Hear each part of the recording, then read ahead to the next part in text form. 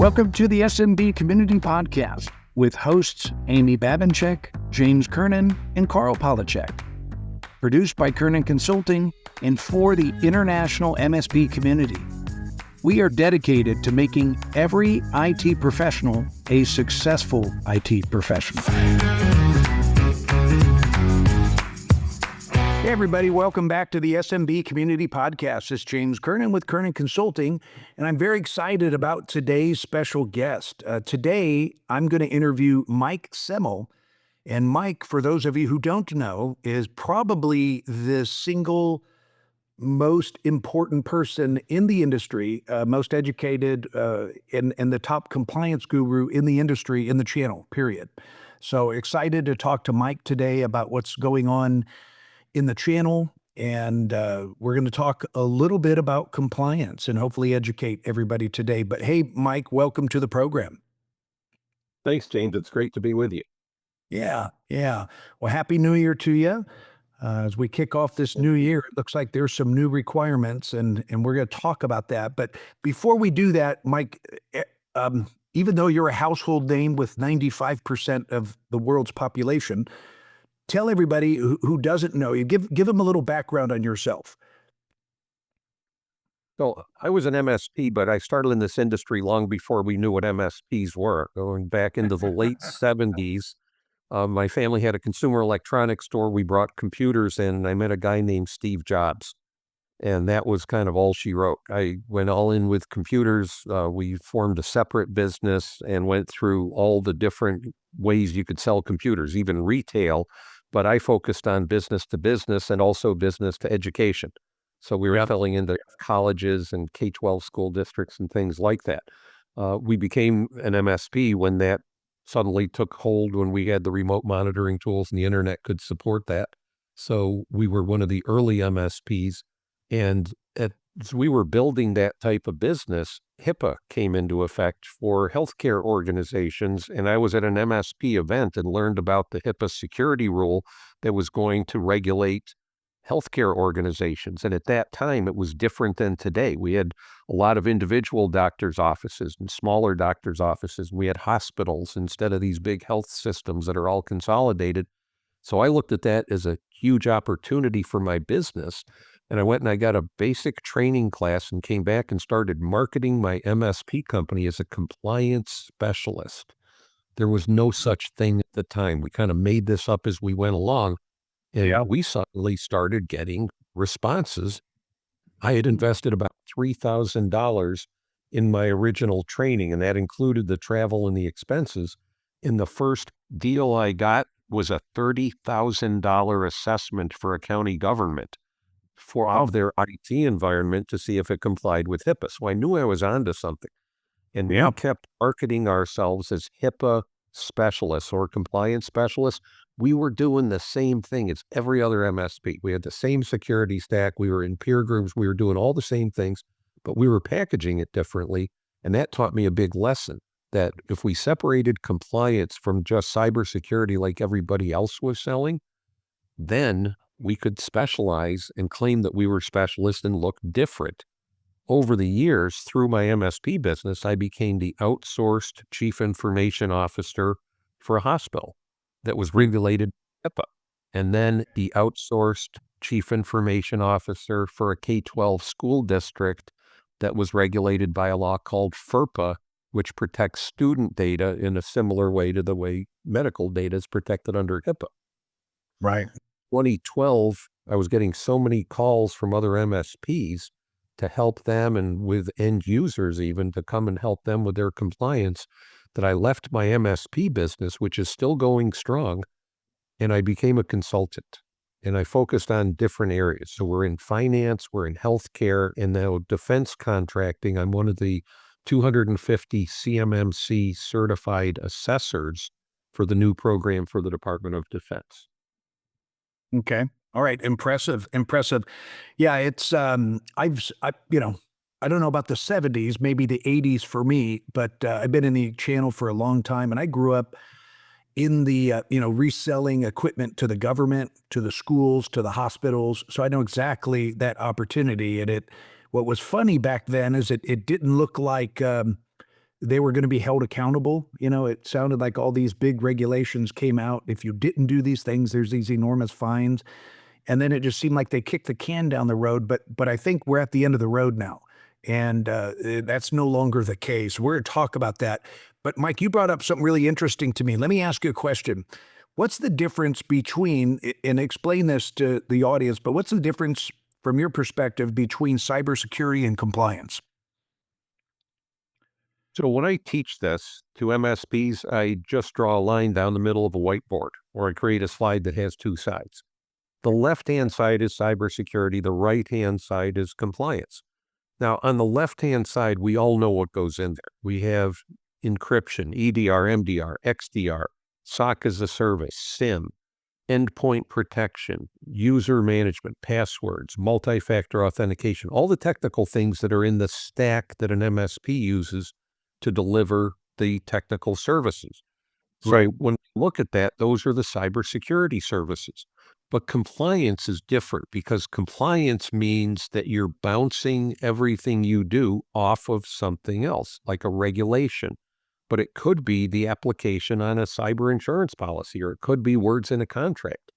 So now when you're looking at compliance, first of all, you have to understand what the compliance requirements are. Could be a state data breach law, could be a financial services regulation like the FTC safeguards rule or the HIPAA security rule for healthcare. Now that we know what that is, we can look at all those cybersecurity services on the left and make sure that they align with those compliance requirements. We all know because we go to these MSP conferences and we sit at the lunch table, and sometimes we'll hear an argument about, I like this product better than that product, or I always do this with my clients. And then the other MSP says, I would never do that with a client.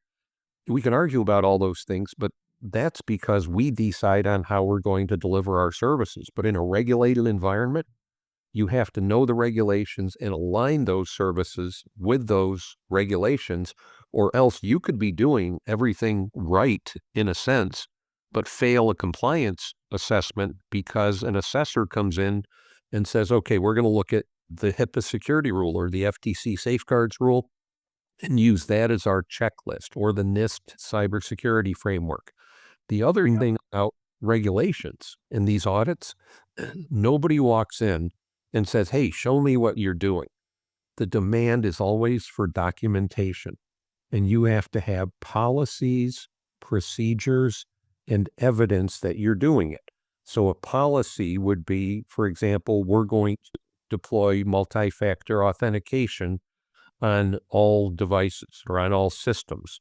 The procedures would be, we're going to use, and you can fill in the blank with whatever tool you're using, and Right. we're going to set it up to make sure that access to all servers requires MFA, all cloud services requires MFA. Now, evidence could be in the form of a report that shows here's how MFA is set up in this environment.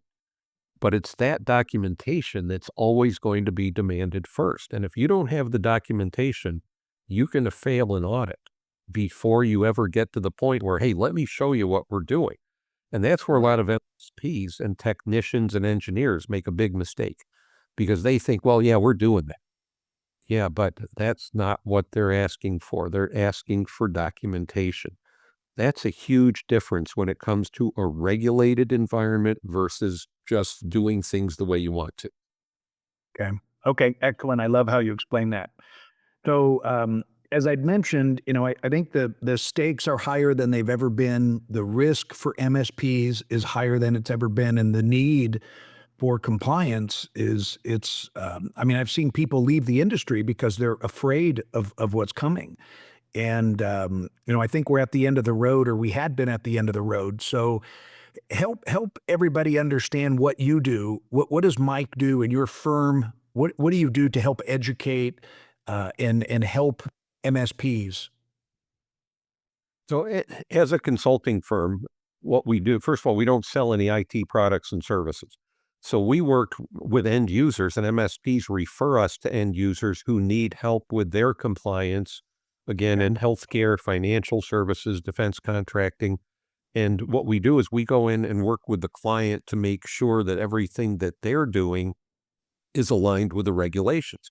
If they're working with an MSP, we partner with the MSP. Now, we're not partnering in a business sense because we have to maintain our independence, but we're essentially assessing what the MSP is doing to make sure that it aligns with the client's compliance requirements.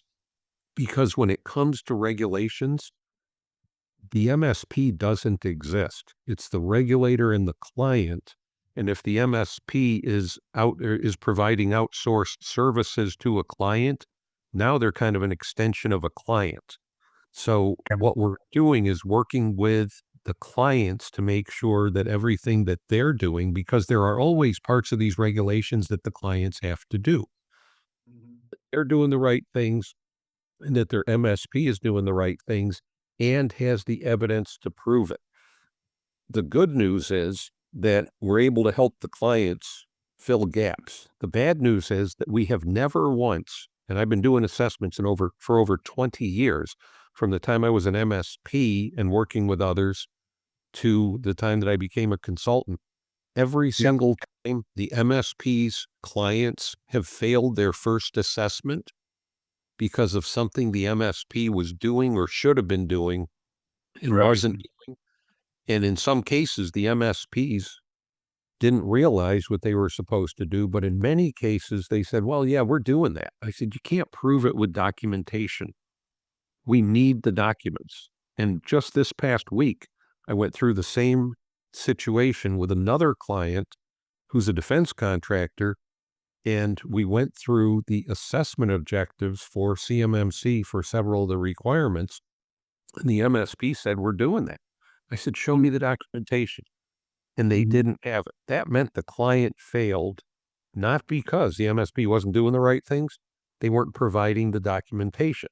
Now, when I was an MSP, I know that it can take as long to document something as to do it.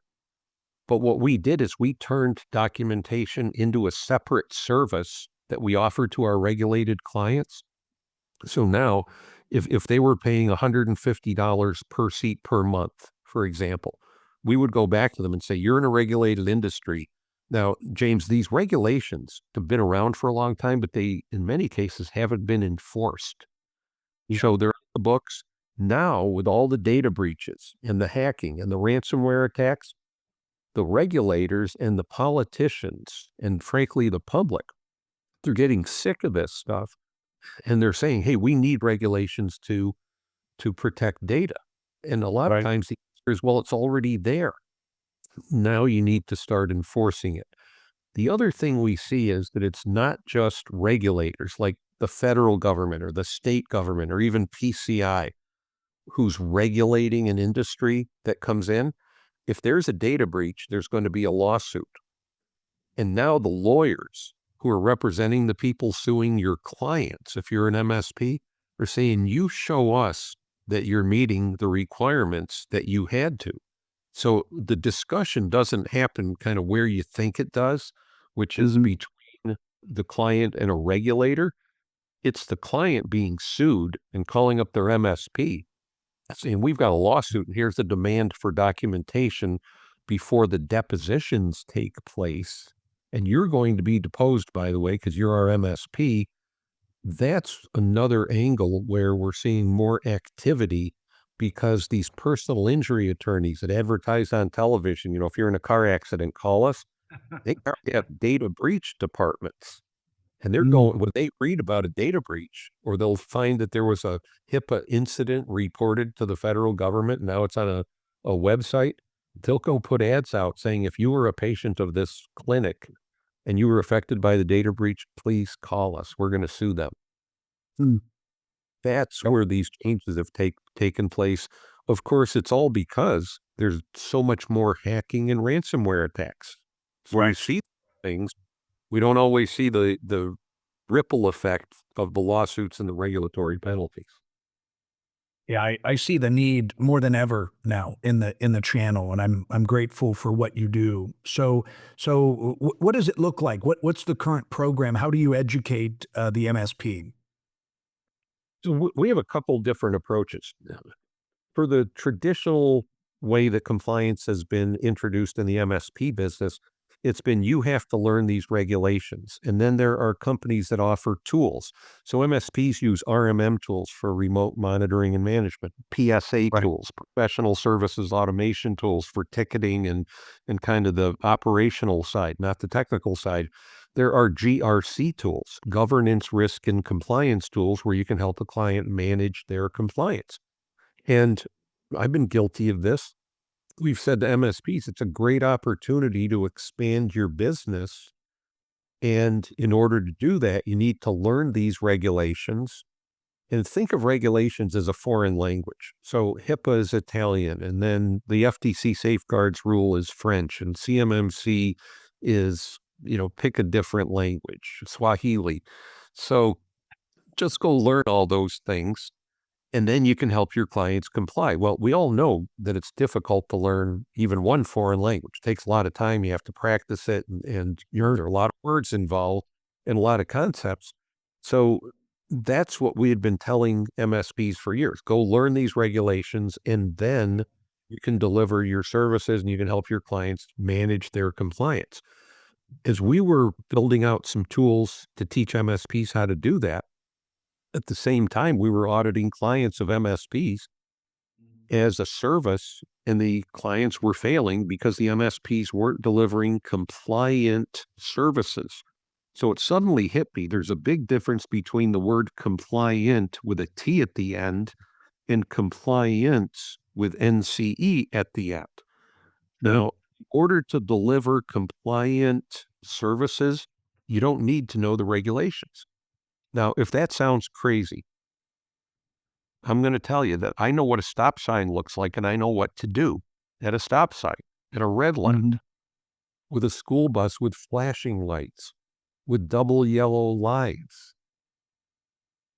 I don't know what the laws are.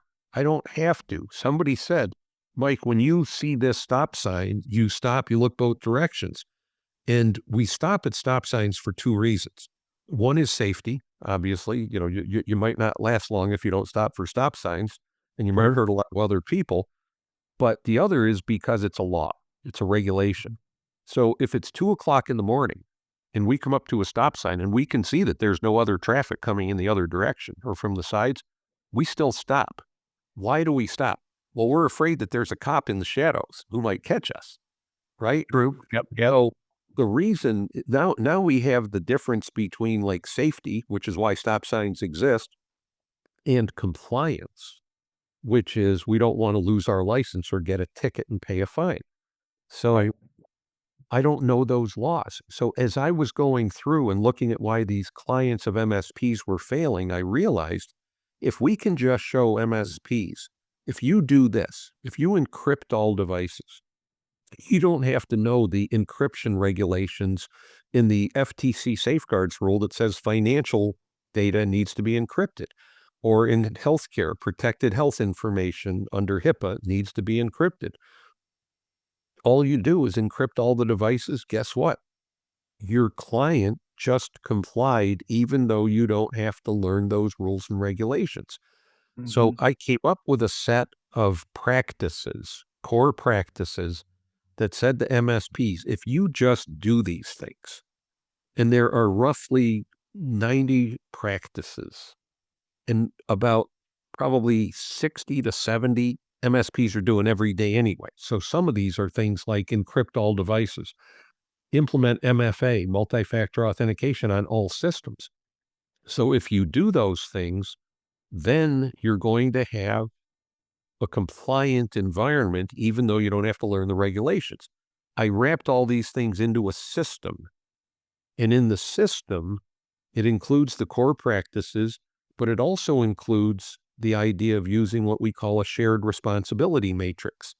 And this is literally a document, just a simple document that is pretty common sense, that says to the client, here are all the things that need to be done. Here are the things that you're responsible for. Here are the things we're responsible for as an MSP. By the way, you use third parties and we use third parties. So a client uses a third party for their HR and payroll system. And the MSP generally never touches that. I never did when I was an MSP. They may use an electronic health record system or an ERP system for scheduling manufacturing on a shop floor. Those are systems the MSPs don't touch.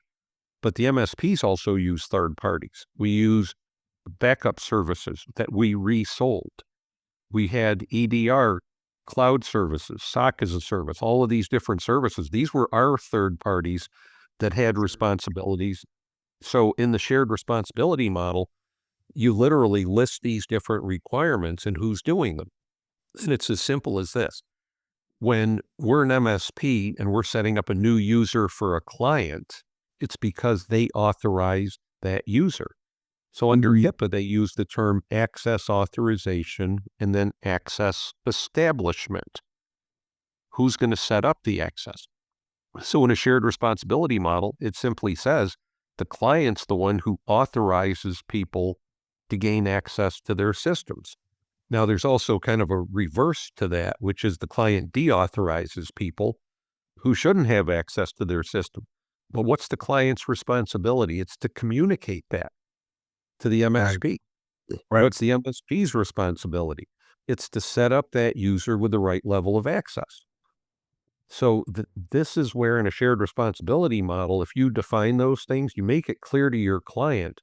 If you don't call us and tell us, for example, you fired someone, so we don't take them out of the network because we don't know, we're not responsible if they come in and do damage to your data or steal company secrets. That's the type of basic thing. So what I'm really focused on here is setting the expectations of the client. So we have in the system, setting the expectations using a shared responsibility matrix. We provide the templates for all these things, implementing the core practices for compliance. And then the last part of the system is using risk-based selling. I hear MSPs all the time. You've got to hear this too. My clients don't buy the cybersecurity that I know they need. Right. Have you ever heard that? Yeah, oh, yeah. So Yeah. when they tell me that, I tell them, well, the answer is in what you just said. You know they need it, but they don't know they need it. And the MSP says, well, I told them they need it. James, if I tell you, you got to lose weight or you got to go change your lifestyle for some reason, that's me telling you something and it's not you accepting it.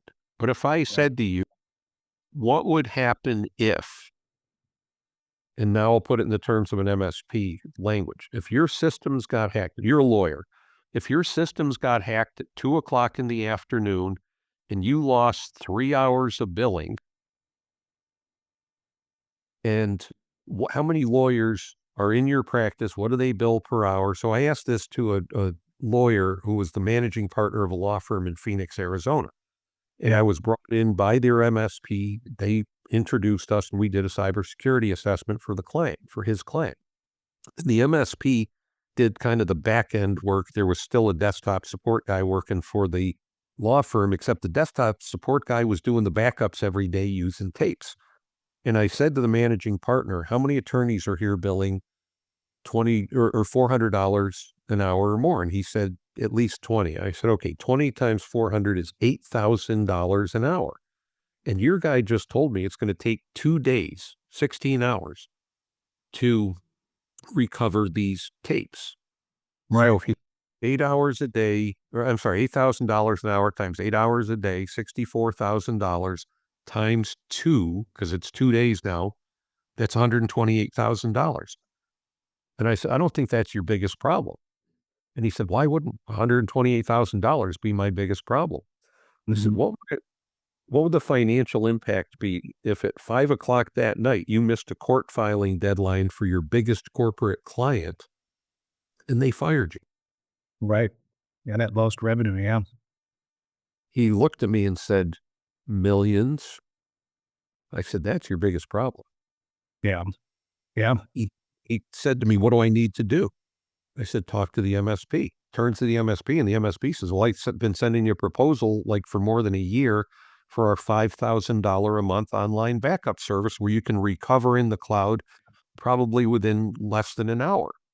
And the guy says, how fast? What's that? Yeah, I was going to say that's so important yet so simple. Essentially you're explaining why they need to do this, but as a credible independent third party during an assessment, you're doing the dirty work really for the MSPs and educating their customers on what they need to do. And the best part of it, Mike, is then they're going to turn right around and buy all the stuff that the MSP's been trying to quote and sell them, right? I love it. Exactly. But the Yeah. one difference is, James, I don't need to be there. I can show the MSPs how to do this and how to interview people.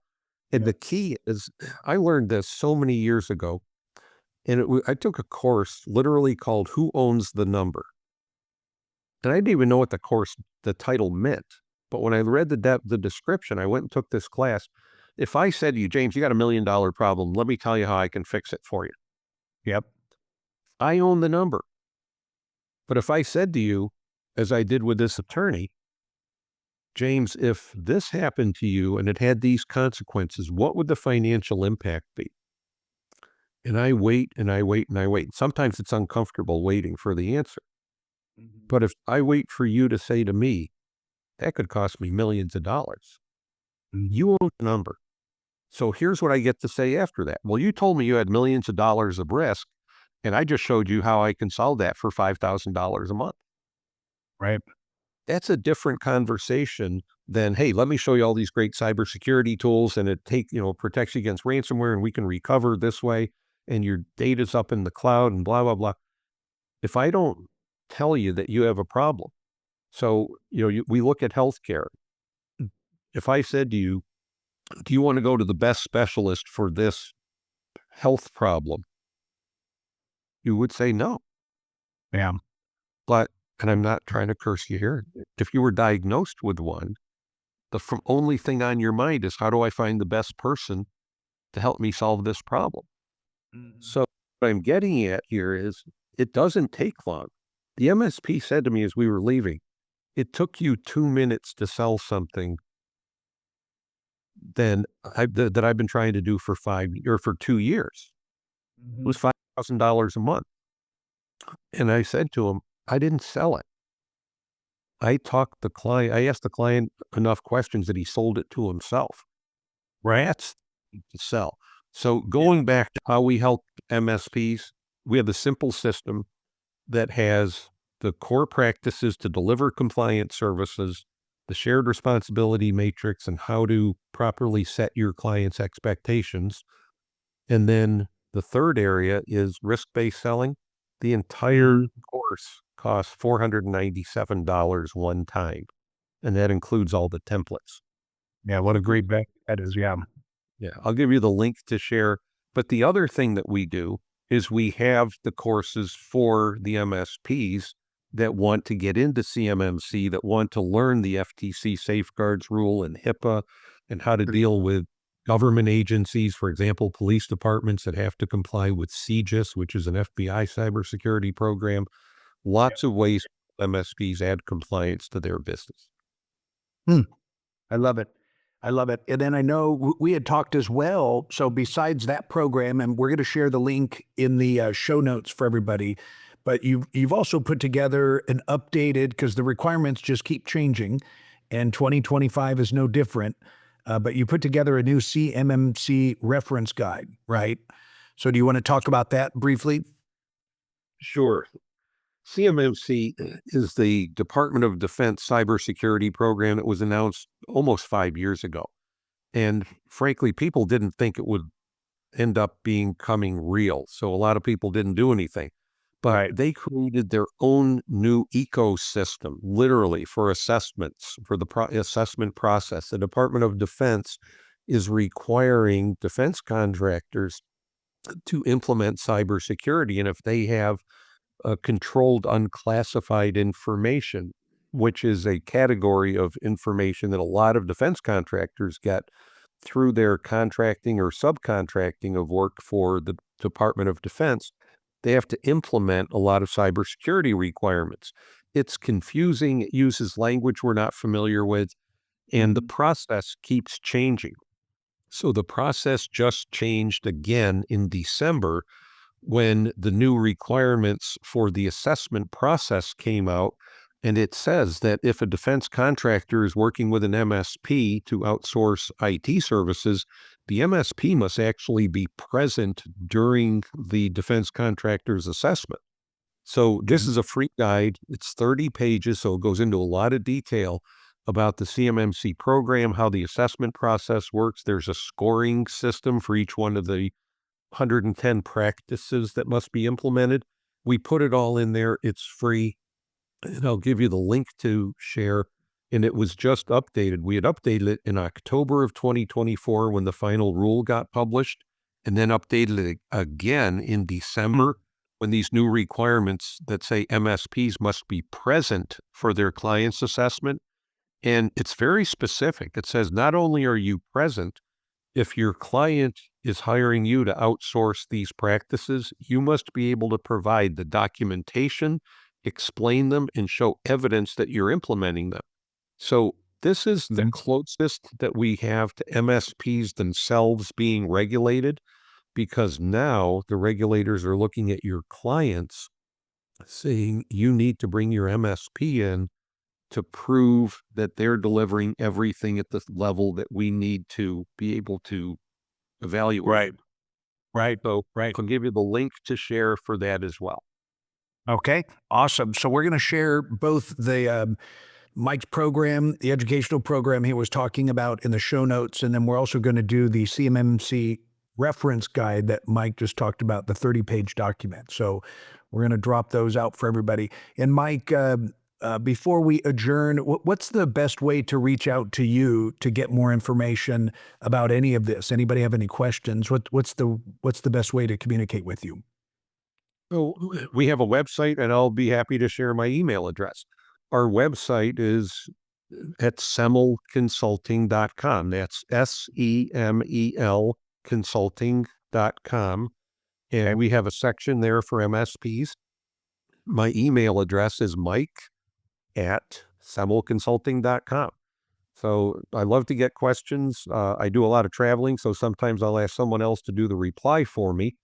But I love helping MSPs, and part of it is giving back. And Yeah. it's James, you're like me, you've been in this industry for a long time. So we work hard to create our own success. And I think you and I both work hard to make ourselves what we are today through education, through training, but we learned from others.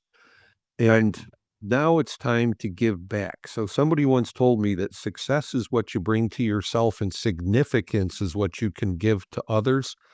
Right now, obviously, I've got to pay bills and things, so we have to charge. I can't give everything away that I would like to, but I'm really trying to help people and be significant in the sense that we help them.